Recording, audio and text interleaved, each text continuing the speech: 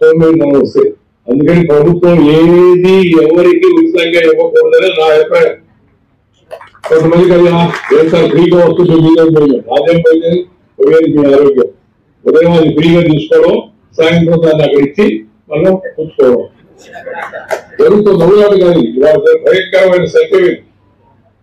అందుకని ప్రభుత్వాలు ఉచితాలు ఇప్పుడు ఉచితంగా ఏమి ఇవ్వాలా?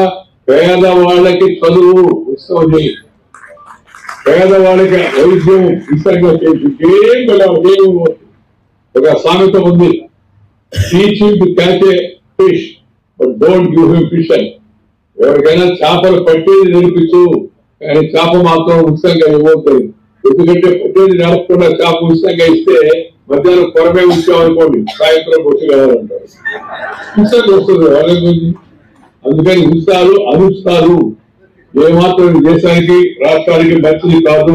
ముఖ్యమంత్రి విషయం ఆలోచించాలా. ఆంధ్రప్రదేశ్ తెలంగాణ రాష్ట్రాలు 2 రాష్ట్రాల్లో కూడా ఆర్థిక సమస్యలతో వాళ్ళకి ప్రభుత్వం వాళ్ళు చేసుకొచ్చింది. వీళ్ళు చంద్రబాబు గారు చేశారని అన్నం, లేకపోతే అక్కడ ఉన్న రేవంత్ రెడ్డి చేశారు. కానీ వాళ్ళ పరిస్థితి ఏంటుందో అప్పులతో రాష్ట్రం వాళ్ళకి చేసుకొచ్చింది. అలాంటప్పుడు అప్పులు తీర్చే మార్గం, తిరిగి సంపద సృష్టించే మార్గం, జనాన్ని ఆ విధంగా ప్రోత్సహించే మార్గం, వాటిపైన ఎక్కువ దృష్టి పెట్టాలి. కానీ ఉచితాలపైన దయచేసి ఆడవాళ్ళందరూ అడిగారా మేము బస్సులో దిగుతాం ఇంట్లో ఉండగలిగితే? ఎవరు అడిగారు?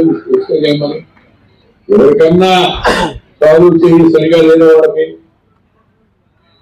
ఎవరైతే ఉన్నారో